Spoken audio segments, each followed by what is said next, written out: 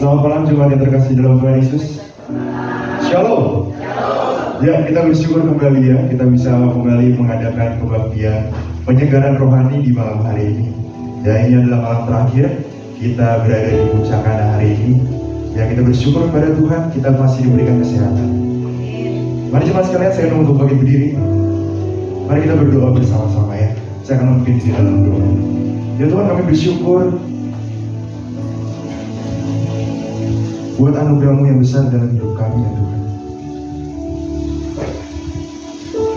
Kami bersyukur karena Engkau selalu menyertai kami.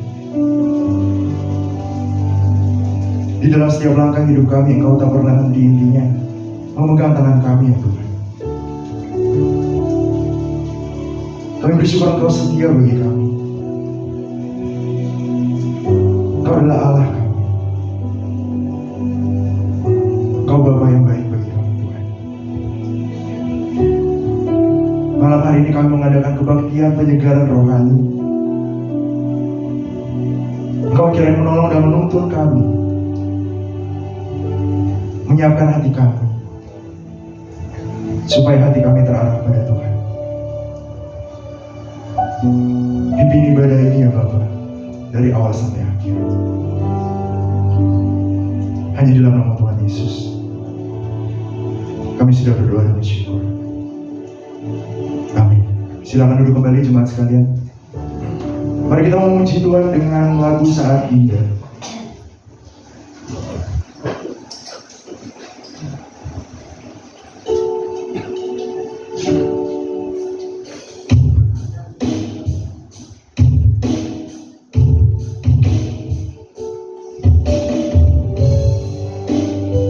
Mari kita datang di hadapan Tuhan. Kita katakan saat indah ku berhadapan dengan Tuhan.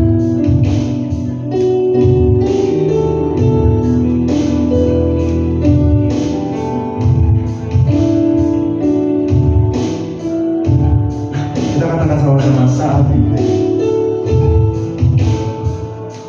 Saat indah ku berhadapan denganmu, memandang wajahmu, Yesus kekasih jiwaku.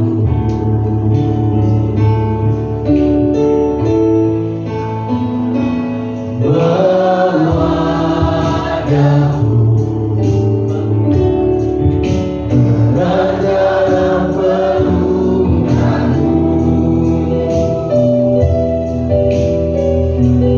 menikmati kasih dan indahnya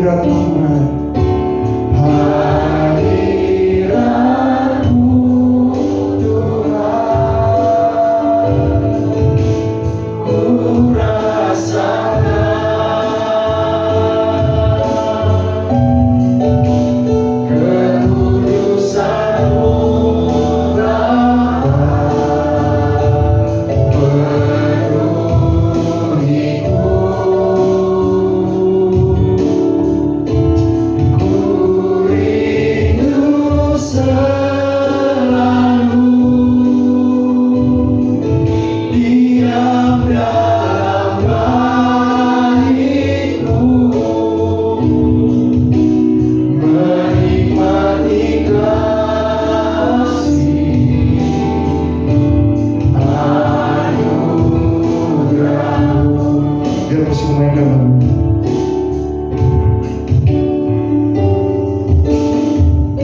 Mari jemaat sekalian, dengan hati yang datang di hadapan Tuhan, kita katakan saat ini ya Tuhan, kami berhadapan dengan Engkau.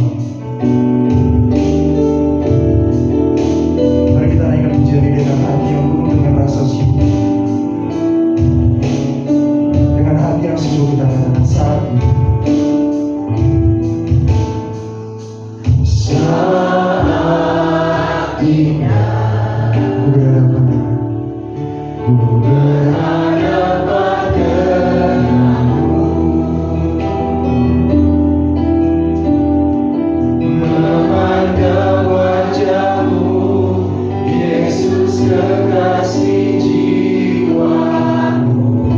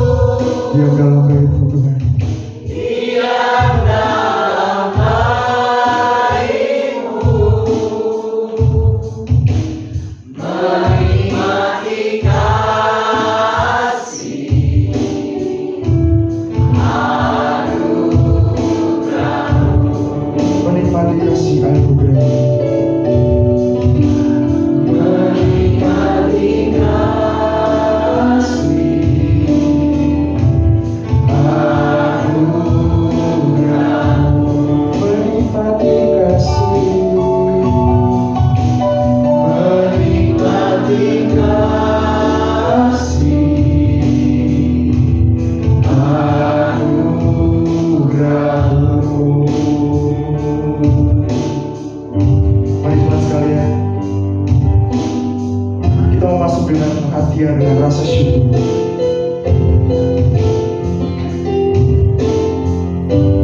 kita mengatakan aku masuk ruang Maha Kudus dengan darah anak domba.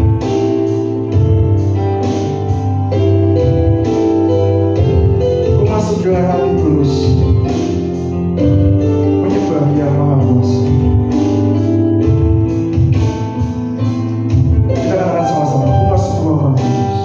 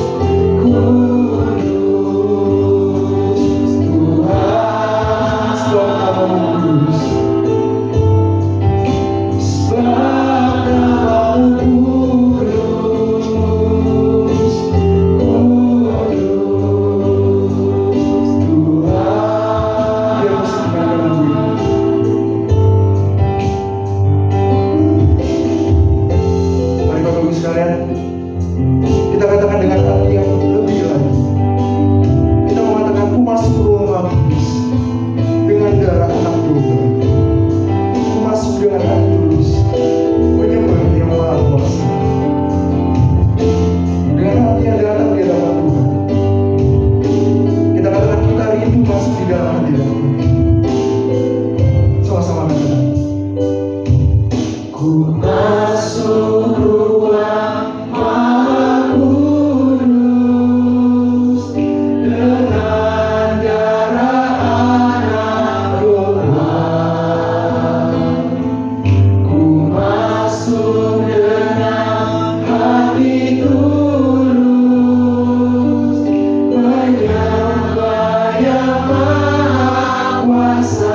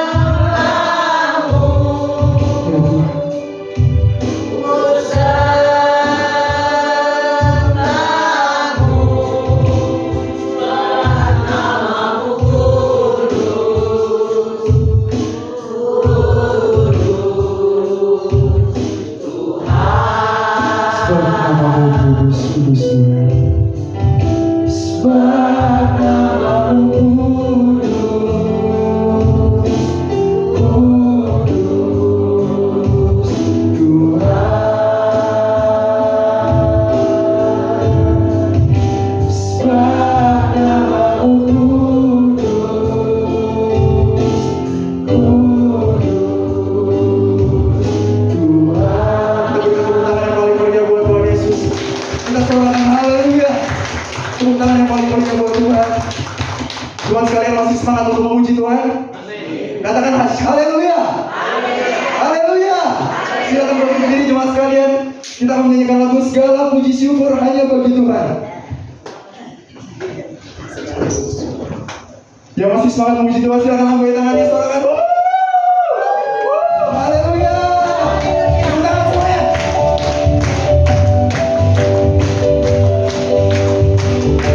Katakan segala puji syukur hanya bagi Tuhan. Katakan segala puji syukur hanya bagi-Mu Tuhan. Sebab Kau yang layak dipuja.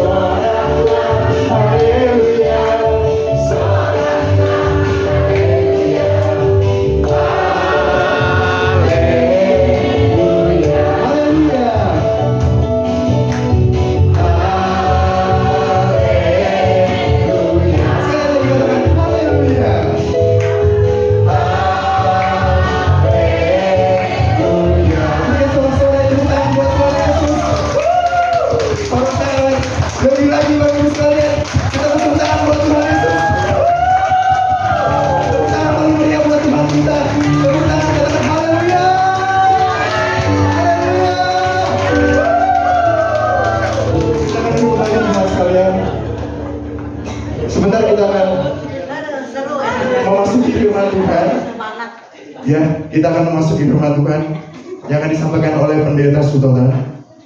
Kita akan menyanyikan lagu Seperti Rusa Rindu Sungai.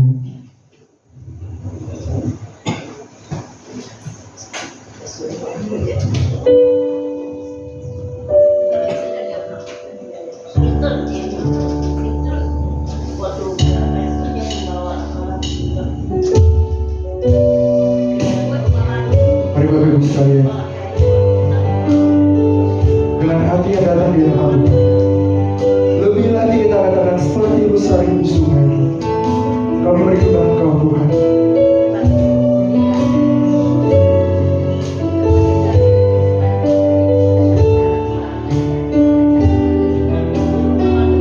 Katakan seperti rusa rindu sungai.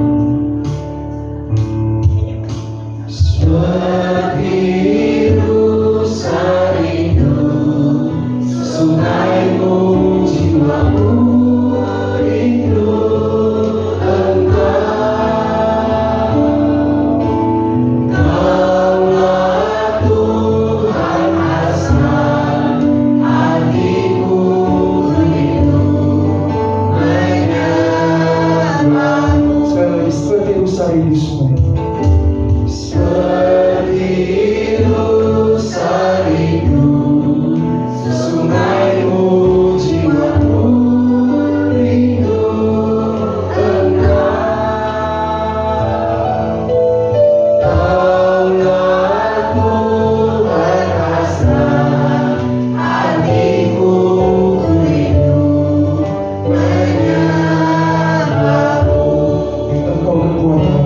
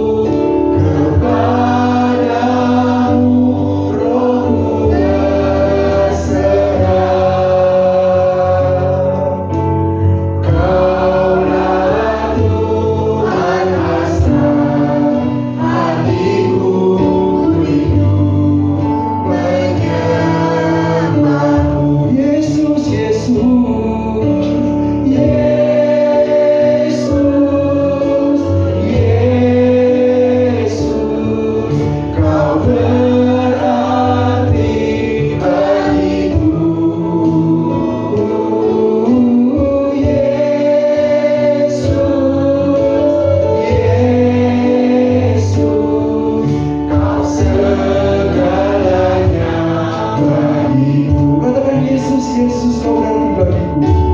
Yesus, Yesus, kau berarti bagiku.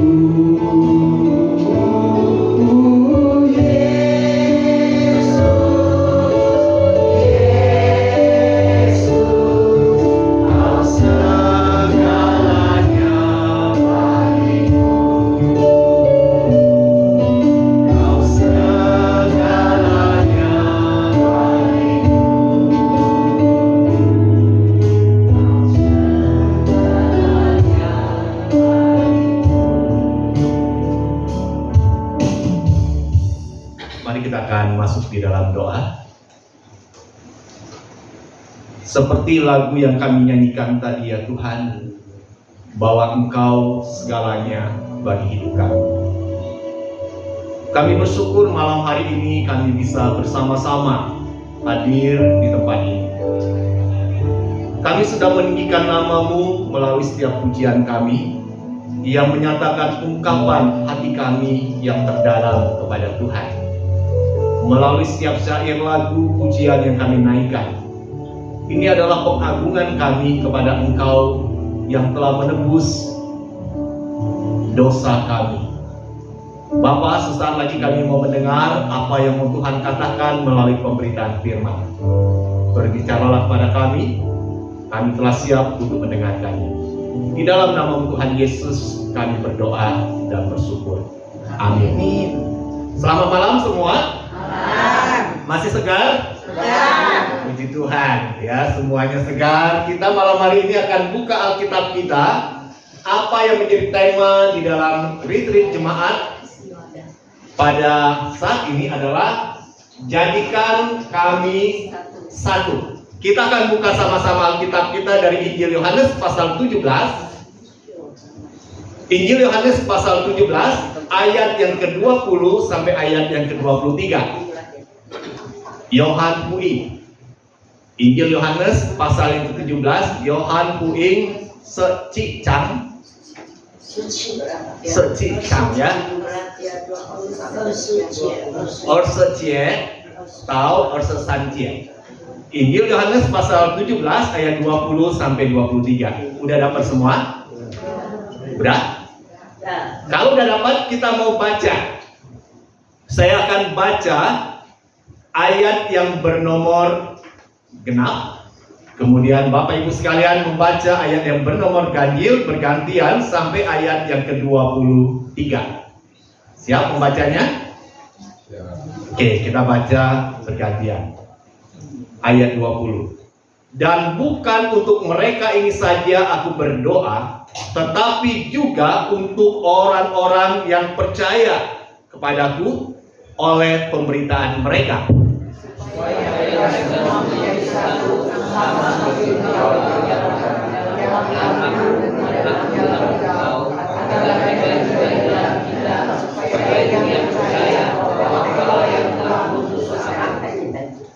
Dan aku telah memberikan kepada mereka kemuliaan yang Engkau berikan kepadaku, supaya mereka menjadi satu, sama seperti kita adalah satu.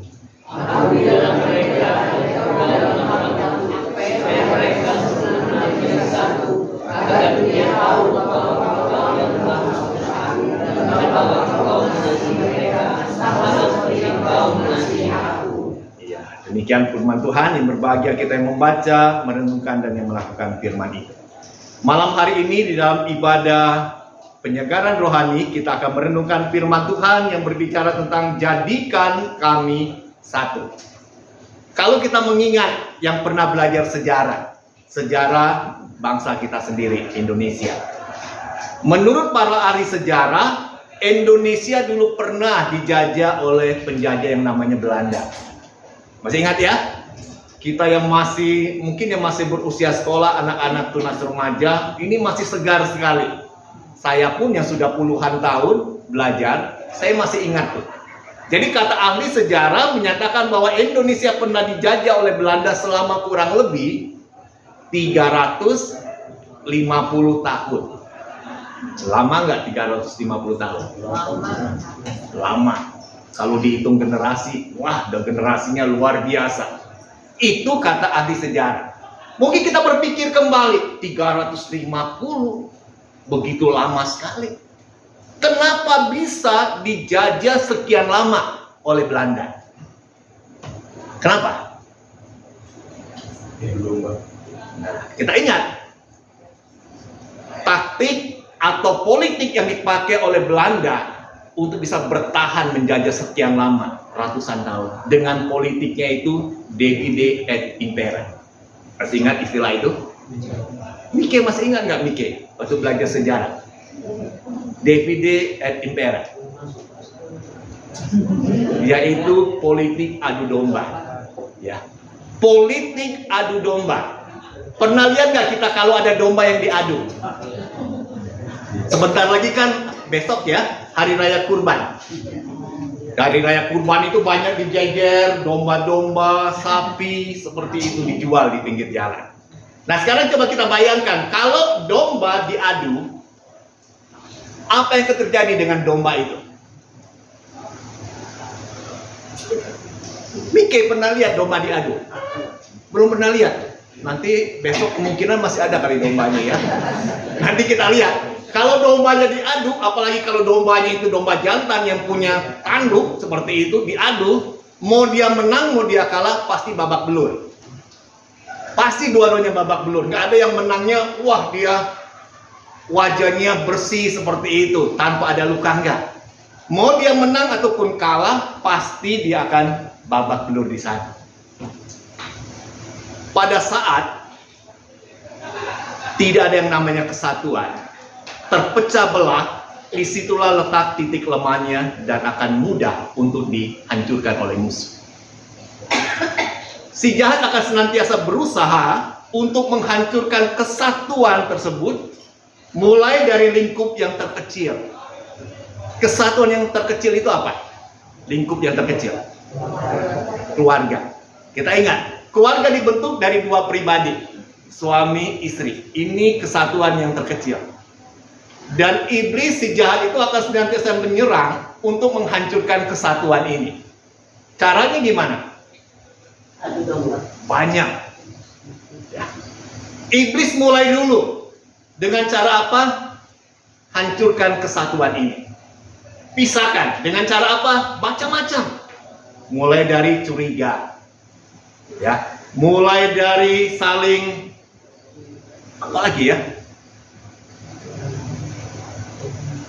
Banyak sekarang ini kan, ya, untuk menghancurkan itu banyak.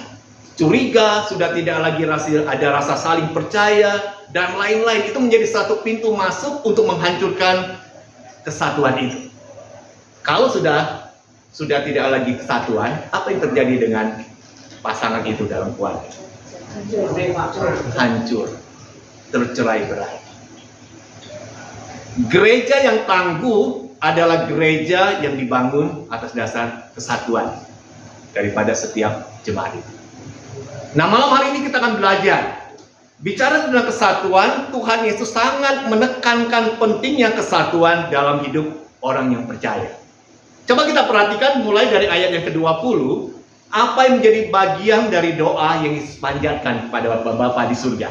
Kita lihat di dalam ayat 20 dikatakan apa di sana? Dan bukan untuk mereka ini saja aku berdoa. Jadi doa yang Yesus panjatkan bukan hanya untuk murid-murid rasul-rasul pada waktu itu, tetapi untuk siapa?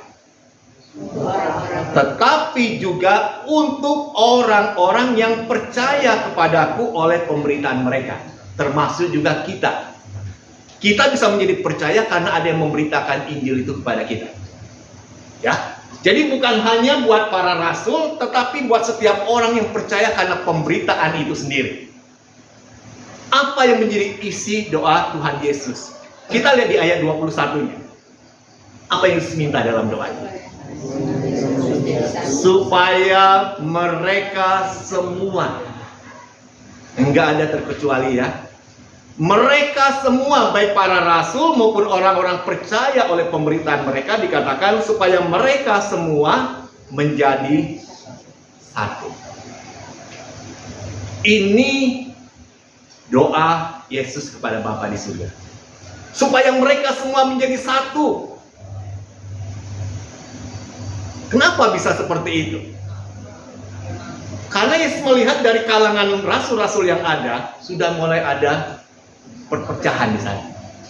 Jadi nanti kalau kita baca kisah yang dicatat di dalam Alkitab, para murid itu sudah mulai timbul gesekan.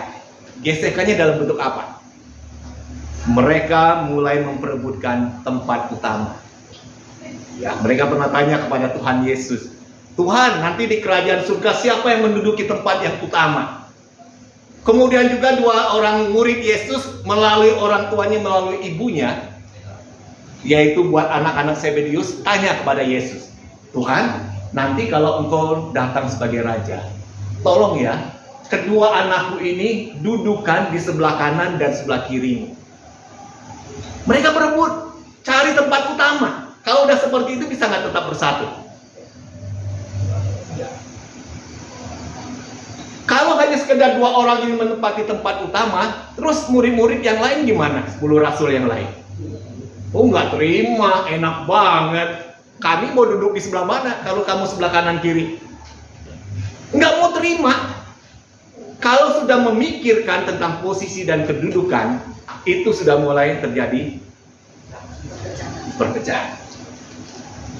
Karena yang namanya orang kalau bicara tentang kedudukan posisi, itu bisa saling menghancurkan. Ini hal yang pertama.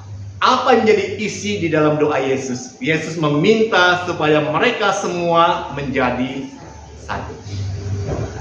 Terus yang kedua kita akan belajar, mengapa mereka perlu menjadi satu.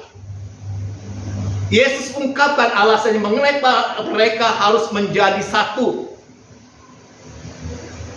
Alasan yang pertama, Yesus katakan karena mereka telah menerima kemuliaan Bapa. Kita lihat ayatnya dikatakan seperti ini. Ayat yang ke-22. Dan aku, Yesus yang berbicara, dan aku telah memberikan kepada mereka kemuliaan yang engkau berikan kepadaku, supaya mereka menjadi satu. Yesus sudah berikan kemuliaan Bapa itu kepada setiap orang percaya, supaya mereka dengan kemuliaan itu menjadi satu, bukan terpecah. Itu hal yang pertama. Hal yang kedua dikatakan, kita lihat di dalam ayat selanjutnya. Di dalam ayat selanjutnya dikatakan seperti ini. Mereka semua telah mengalami kasih Bapa itu, yang telah dinyatakan oleh Tuhan Yesus bagi setiap mereka. Mereka telah mengalami kasih Bapa yang sama. Mereka harus tetap di dalam ikatan kasih itu, dan kasih itulah yang mempersatukan mereka semua. Apa tujuannya sih sebetulnya kesatuan itu? Untuk apa kesatuan itu? Nah, Yesus ingatkan, katakan, dengan mereka bersatu, dunia akan percaya bahwa Bapa telah mengutus Yesus datang ke dalam dunia. Dunia percaya Bapa telah utus Yesus datang ke dalam dunia. Kita bisa bayangkan gini. Di dalam kesatuan yang terkecil, pasangan suami istri menikah menjadi sebuah keluarga ya. Terus diberkati kan di gereja. Terus di dalam pemberkatan itu apa yang diucapkan di dalam janji nikah? Masih ingat yang diberkati di gereja yang baru-baru ini baru diberkati? Apa janjinya? Pak Yun masih ingat Pak Yun? Masih ingat Pak? Ya, hanya maut yang dapat memisahkan. Kematian itu ya. Itu janji yang kita ungkapkan. Terus misalnya terjadi, sudah tidak ada lagi kesatuan, lalu tercerai-berai. berpisah, terjadi perceraian. Kira-kira nama Tuhan dipermalukan nggak bila terjadi hal seperti itu? Iya, Pak. Orang akan bertanya, loh dia kan Kristen, kenapa bisa terjadi seperti itu? Terus apalagi kalau misalnya lebih luas lagi dalam hidup kita bergereja. Kalau tanpa ada kesatuan, gontok-gontokan terus, malu nggak kita sebetulnya mengaku percaya Yesus? Malu, ya, malu. Kita misalnya hadir di dalam sebuah gereja, kita mau kan kita bersatu.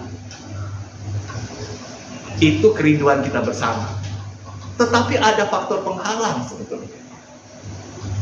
Jadi kesatuan itu tidak terjadi secara otomatis, ada hal-hal yang bisa menjadi faktor penghambat kesatuan itu.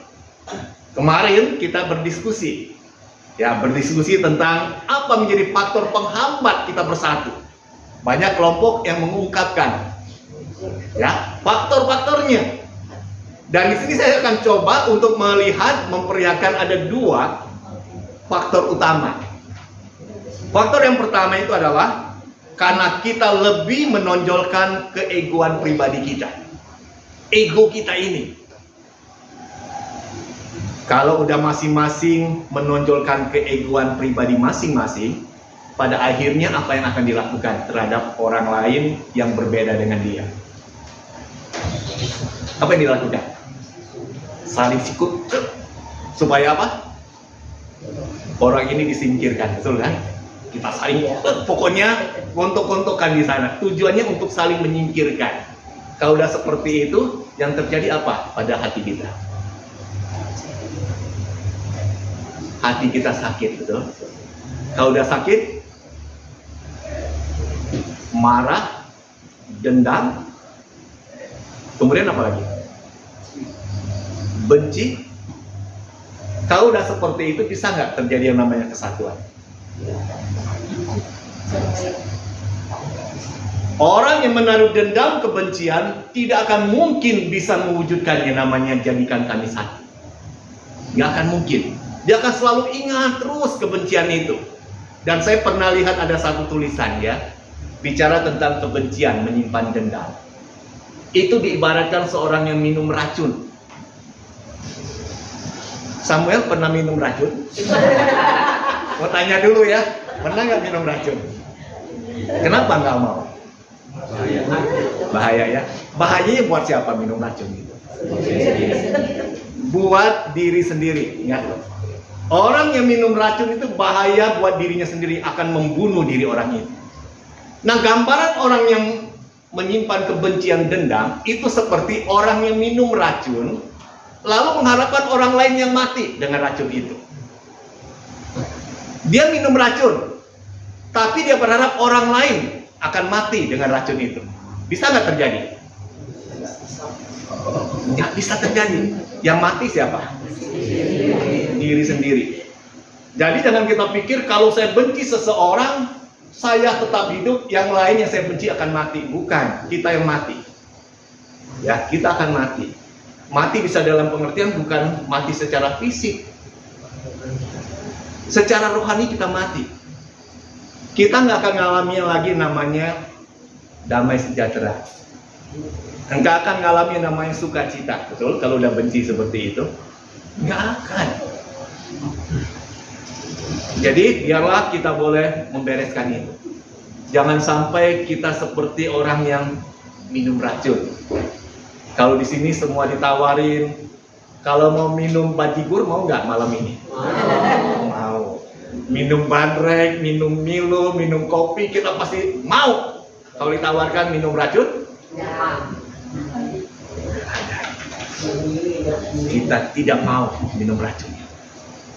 Tetapi kalau dikatakan kita benci seseorang seperti kita minum racun dan mengharapkan orang lain mati dengan racun yang kita minum, itu seringkali kita lakukan. Padahal kita nggak sadar diri kita sendiri pada akhirnya akan mengalami dampak dari racun yang kita minum. Ini hal yang pertama.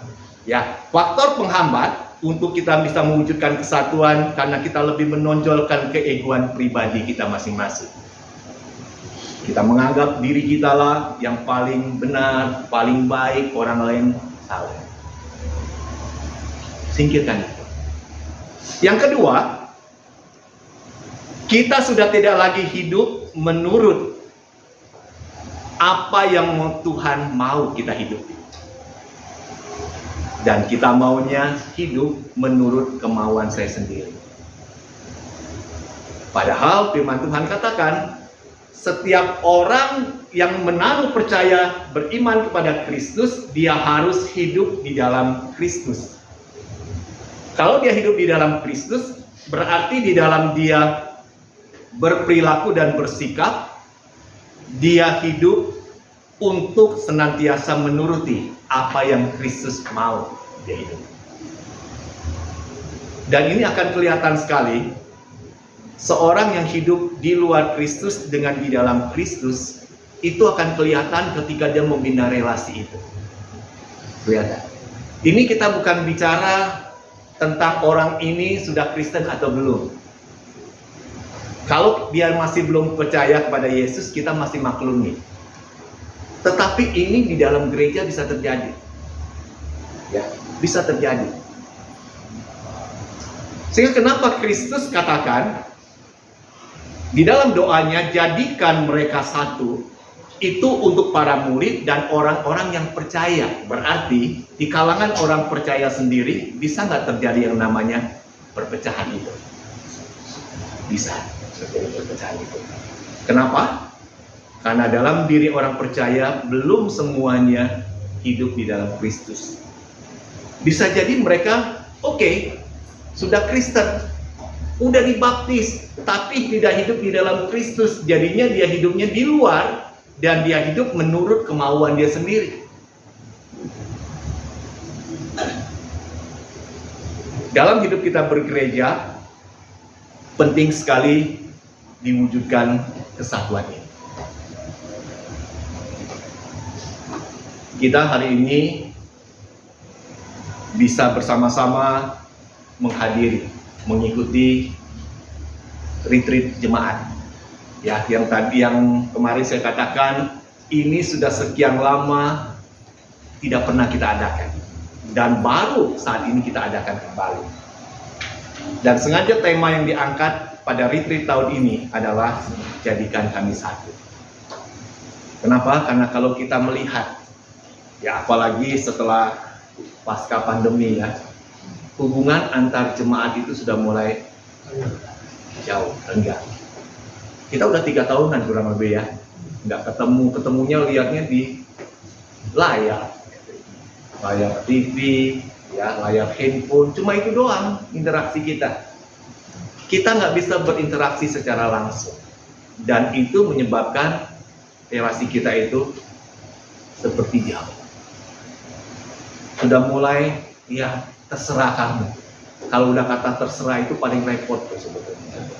Ya, ada sesuatu yang tersembunyi ketika ada kata terserah itu sebetulnya.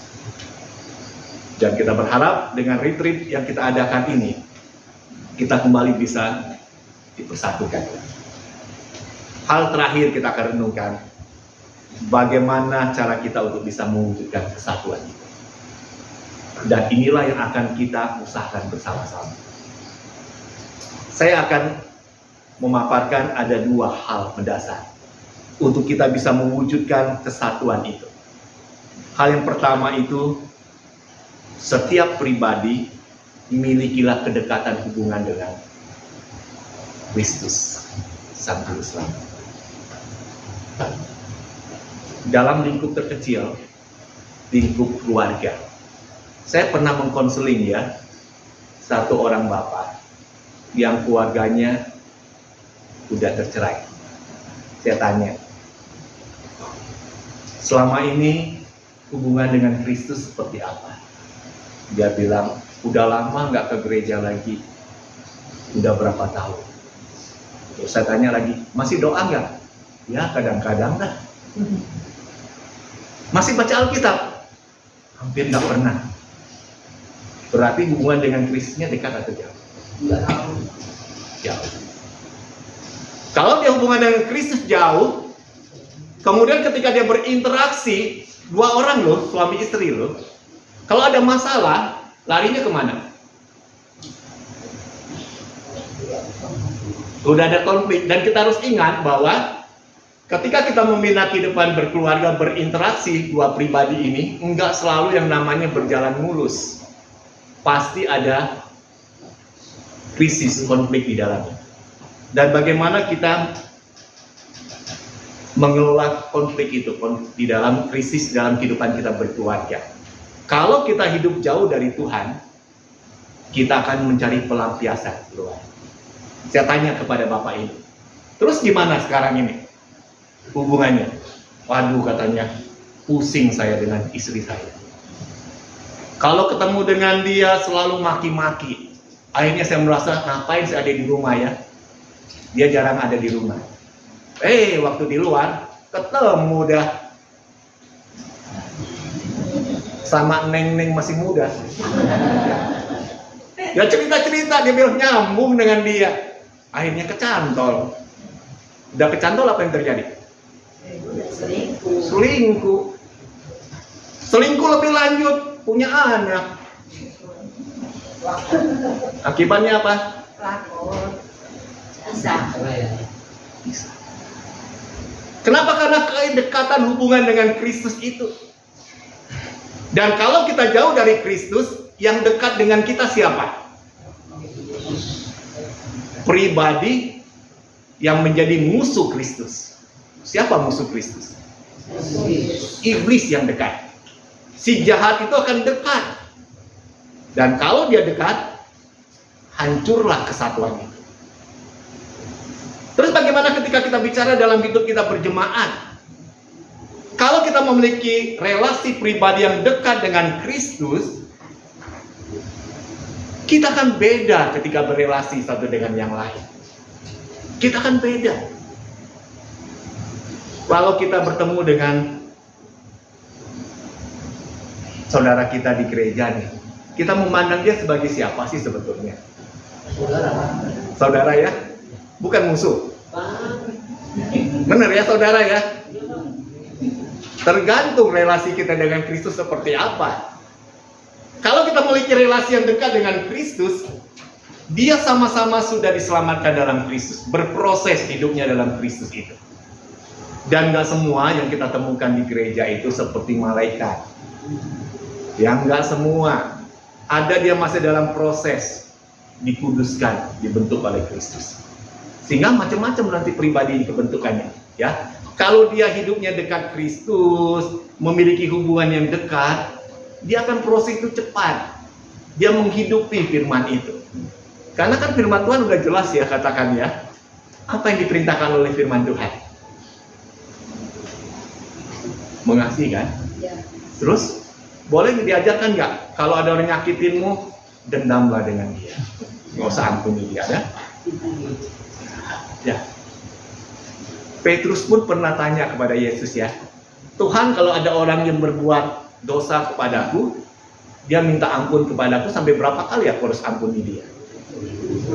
Kalau Petrus dengan gagah sampai 7 kali ya Tuhan. Yesus katakan bukan 7 kali, tapi 70 kali 7 kali.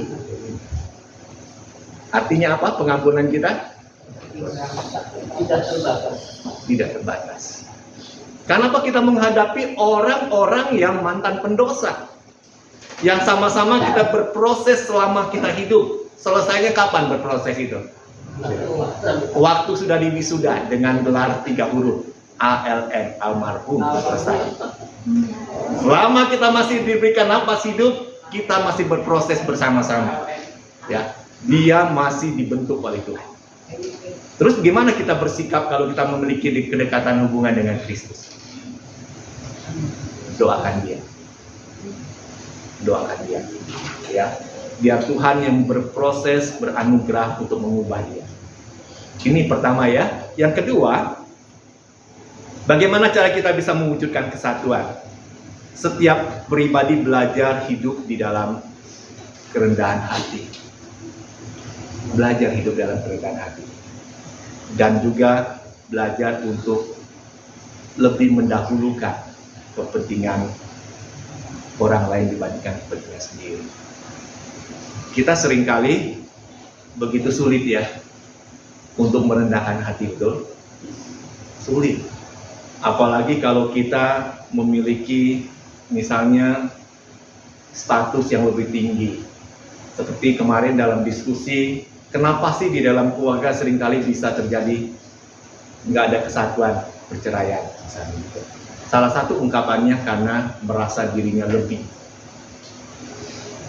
Contohnya, kalau suami istri bekerja, kalau gaji suami masih lebih tinggi dari istri, masih aman.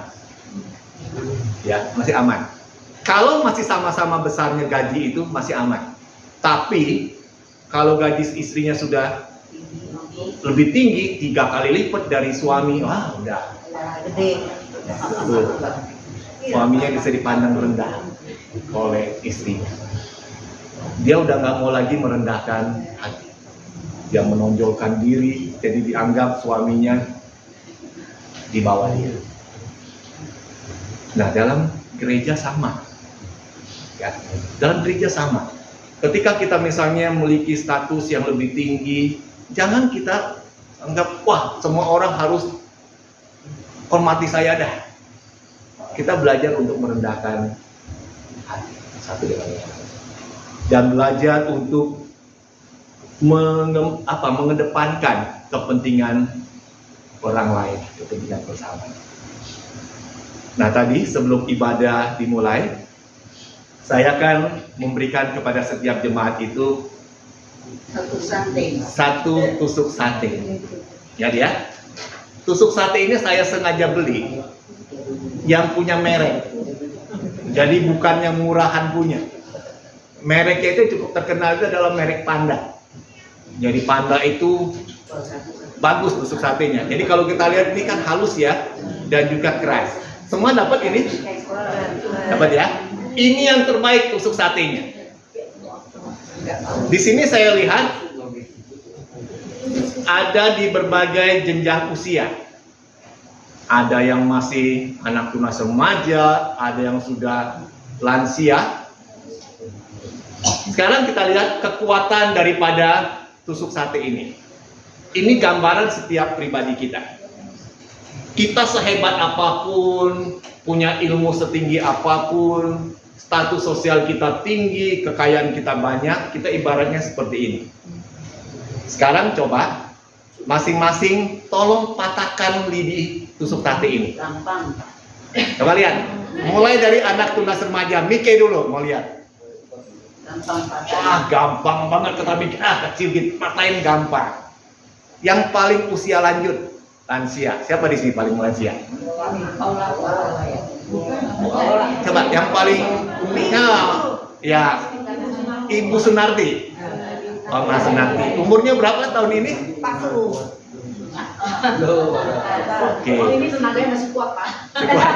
Jadi antara Mike dengan Oma Sunarti sama-sama gampang memecahkan tusuk sate ini.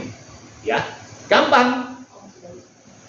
Kalau misalnya tusuk satenya tolong digabung 2 orang. Tetanggaan.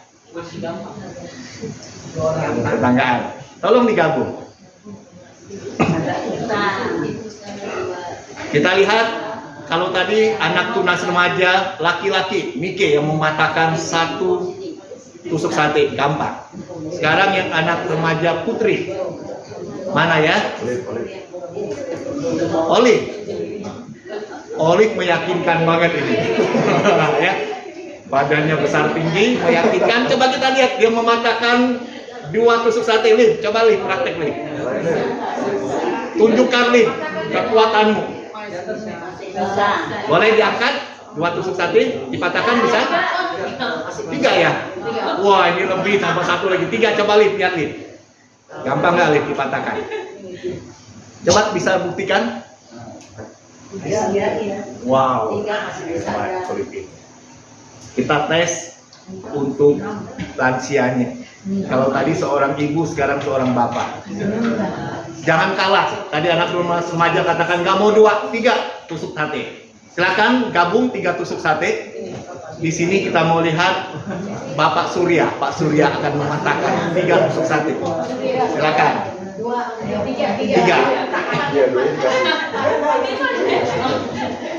Patahkan Pak, patahkan. Silakan Pak, buktikan kekuatannya. Apakah masih bisa mematahkan? Ya. Kalau saya patahkan, Ya, silakan. Iya. Kuat ya.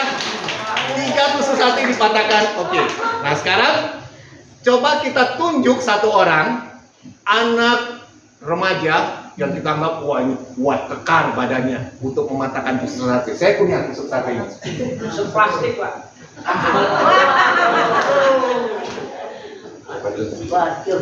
Ini saya kumpulkan ada sejumlah peserta retreat malam ini ada 34 tusuk sate.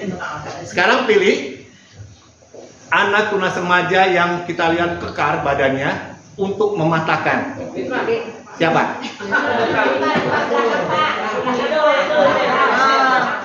Morris.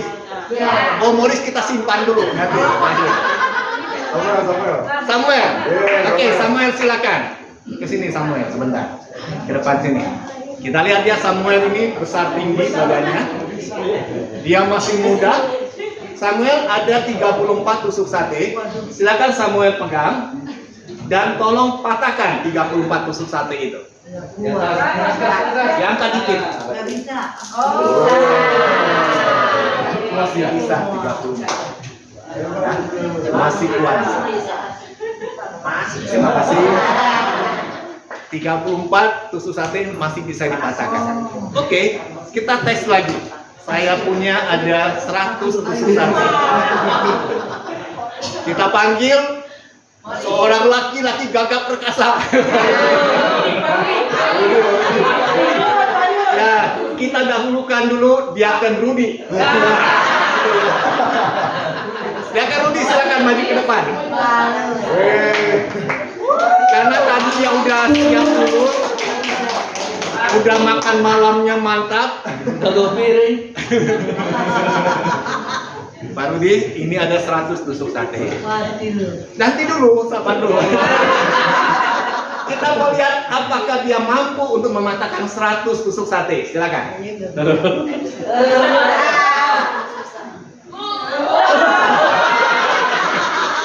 Bisa?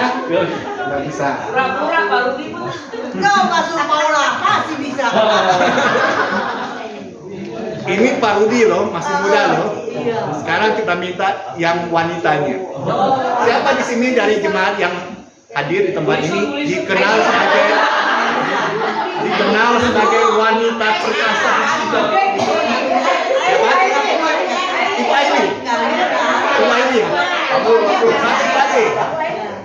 Aini. Ibu Aini. Ibu Aini, Siapa wanita perkasa? Yang kuat, gagah. Siapa? Siapa ada? Nah, sekarang saya minta dah ya, berdasarkan berat badan dah. Ini pandangan saya sekilas, yang lebih kuat itu kayaknya Ibu Ade. Ya, Ibu Ade bisa tunjukkan kehebatan Ibu Ade untuk mematahkan batang sate 10 tusuk batang sate. 100 tusuk sate ini. Silakan Ibu Ade. Kalau tadi Pak Rudi nggak mampu mematahkan 100 batang tusuk sate, sekarang kita buktikan Ibu Ade. Silakan. Dek, kalau bisa dek, tak tumpuk bakso dek.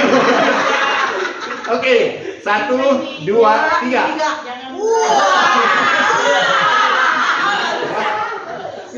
Pura-pura nggak ada. Nggak bisa ya. 100 tusuk sate aja nggak bisa dipatahkan. Baik oleh Diaken Rudi sebagai pejabat gerejawi maupun Ibu Ade yang sudah terlatih.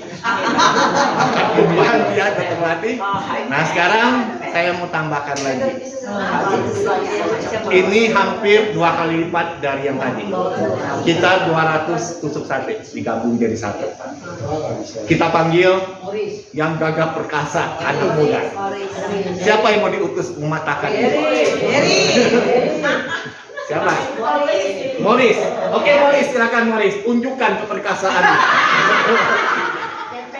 Ya, untuk mematahkan 200 tusuk sate. 1, 2, 3. Nggak bisa.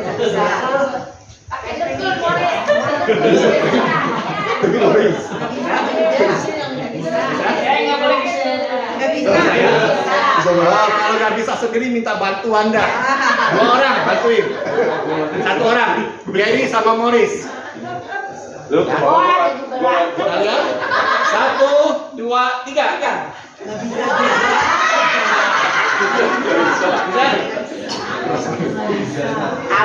Ini udah bergabung loh. Nggak soal tahu pendek. Udah bergabung. Iya pendek kayak itu. Nanti saya siapkan yang lebih panjang.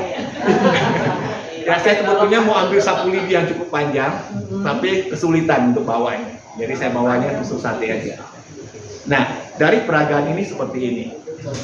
Kalau kita masing-masing merasa diri kuat seperti ini, kita itu rapuh, lemah. Ya, lemah. Mau sehebat apapun kita lemah. Diserang oleh musuh gampang sekali untuk dipatahkan. Kita kalau misalnya levelnya cuma 2 tusuk gigi, 3 tusuk gigi, karena kita merasa ini geng saya nih, teman akrab saya, jadi saya mau eksklusif, nggak mau kumpul sama yang lain. Kita lemah, gampang diadu domba.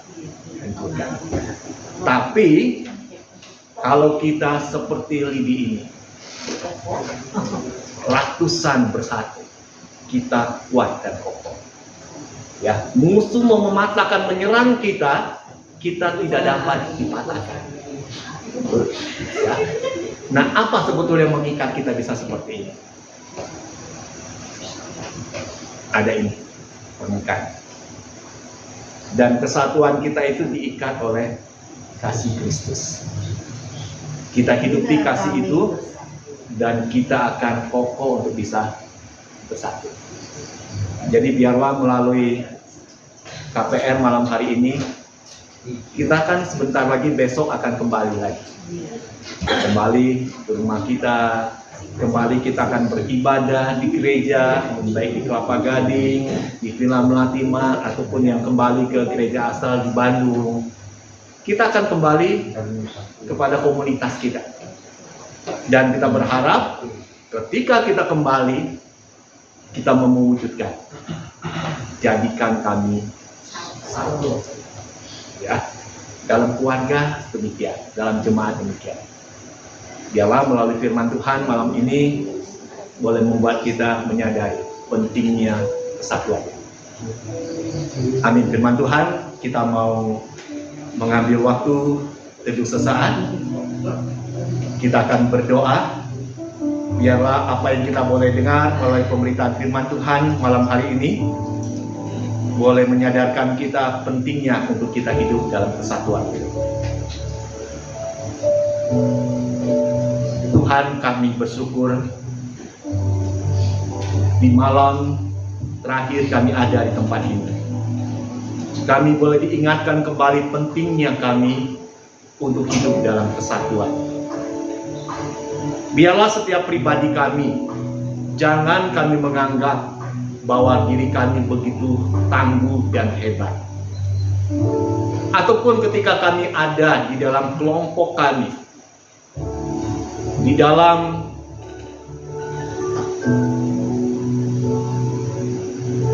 kumpulan orang-orang yang selama ini menjadi teman terdekat kami. Kalau kami memisahkan diri, kami pun juga menjadi pribadi yang rapuh. Tetapi yang Tuhan Yesus kehendaki untuk kami bersatu, dan kesatuan itu diikat oleh kasih Kristus. Biarlah apa yang boleh kami dengar malam ini boleh kami hidupi dalam hidup kami sebagai umat Tuhan. Terima kasih ya Tuhan untuk firman-Mu yang boleh kami dengarkan pemberitaannya di malam ini. Roh Kudus akan terus tuntun kami untuk kami bisa menghidupi firman Tuhan itu.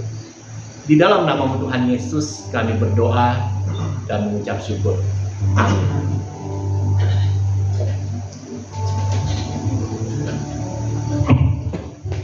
Amin. Ya puji Tuhan, kita telah mendengarkan sharing firman Tuhan yang telah disampaikan oleh Pendeta Sultonan. Biarlah tema kita yang kita bawa ke retret hari ini, jadikan kami satu, ya biar kita bisa terus untuk bersatu di dalam Kristus. Ya, karena itu adalah perintah Kristus di dalam Alkitab untuk mengajarkan kita supaya kita tetap bersatu sampai akhir hidup kita nanti. Ya, mari cepat sekali saya dan untuk bangkit berdiri. Kita mau menutup ibadah kita hari ini dengan menyanyikan lagu Terima Kasih Tuhan untuk kasih setiamu.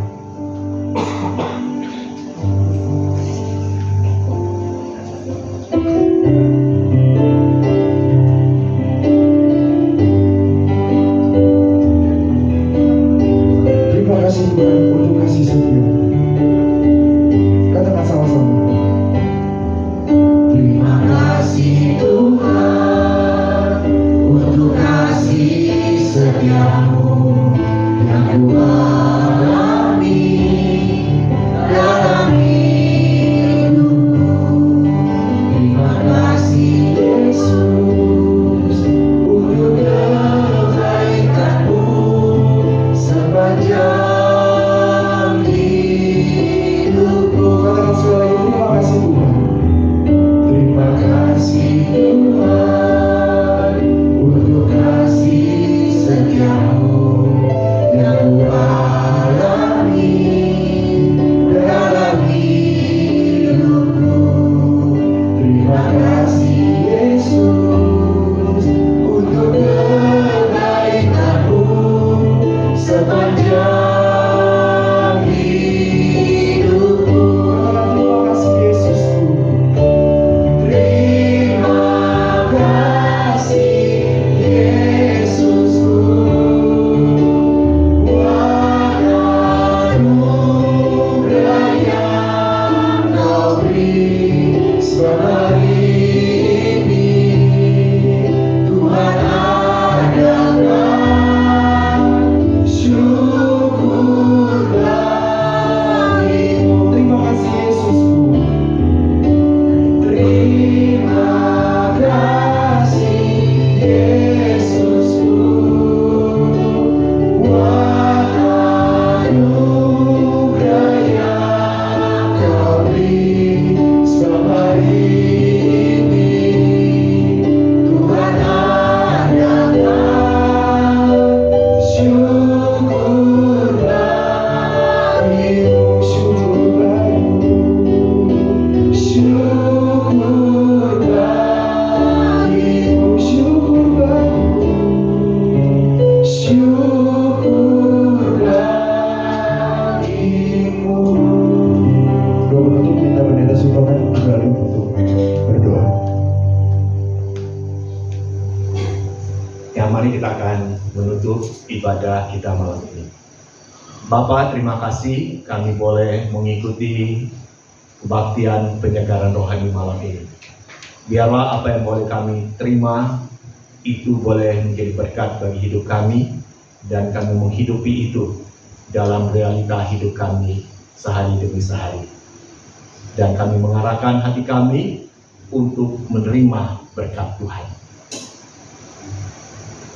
Kiranya kasih sayang dari Allah Bapa kita di surga, anugerah keselamatan dan belas kasihan dari Tuhan Yesus Kristus, serta kuat kuasa dan persekutuan dengan Allah Roh Kudus menyertai setiap kita dari sekarang ini sampai selama-lamanya. Amin. Silakan duduk kembali. Kita mengambil waktu teduh sesaat, ibadah kita selesai.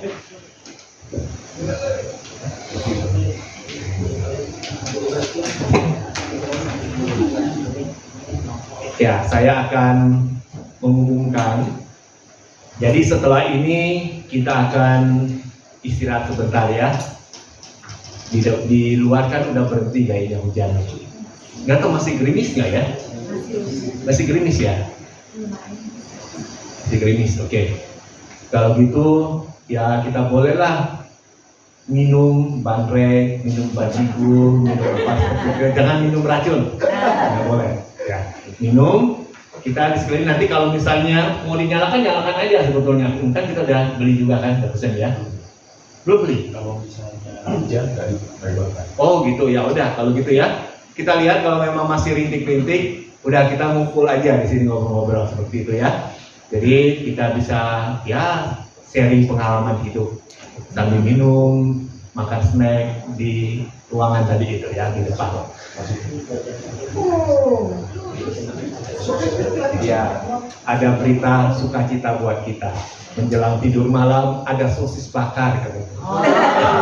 Ya nanti kita nikmati bersama-sama malam ini ya. Ada sosis bakar supaya tidurnya lebih nyenyak Iya. nanti malam. Jadi nanti setelah itu selesai kita bisa beristirahat malam ini. Jadi rangkaian acaranya sudah selesai. Kemudian besok hari ketiga kita bangun lagi. Jam berapa bangunnya? 5:30.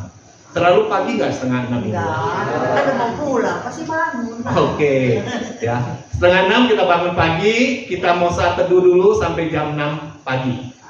Jadi nanti bahan saat teduhnya kan sudah akan diberikan di masing-masing kamar. Kalau misalnya kamarnya, wah kalau cuma berdua nggak enak nih gabung, boleh gabung sama-sama dengan tetangga sebelah. Ya, jadi jam 5:30 kita bersaat teduh, kemudian jam 6 kembali lagi senam pagi bersama. Iya, pocok-pocok. Iya, pocong-pocong lagi terserah pocong-pocong mau yang mana terserah Ibu Ade nanti ya memberikan petunjuk pengarahan bagi kita. Setelah senam pagi kita mandi, kita sarapan pagi. Kemudian jam 8:30 sampai 9:30 kita akan kumpul di sini ya, kita akan ibadah penutup. Kemudian menyampaikan pesan dan kesan, kemudian ada juga door prize, gitu ya. Setelah itu jam 9:30 kita akan foto bersama. Jadi tolong waktu foto bersama mengenakan pakaian batik. Semua bawa batik kan ya? Bawa ya. Kalau tadi itu cuma pemanasan fotonya, jadi bajunya bebas kalau tadi. Iya. Ya. Tapi besok kita mau pakai batik bersama, berfoto bersama. Setelah itu jam 10 sampai jam 12 kita beres-beres kamar. Barang-barang bawaan tolong dibereskan. Kemudian setelah itu kita makan siang sampai jam 12. Setelah selesai kita kembali menuju ke Serpong. Jelas ya? Oke, jadi selamat malam, selamat menikmati sosis bakar, selamat menikmati minuman hangat. Tuhan memberkati kita semua. Selamat malam. Tusuk satenya boleh dipasahkan lagi kalau penasaran. Ya.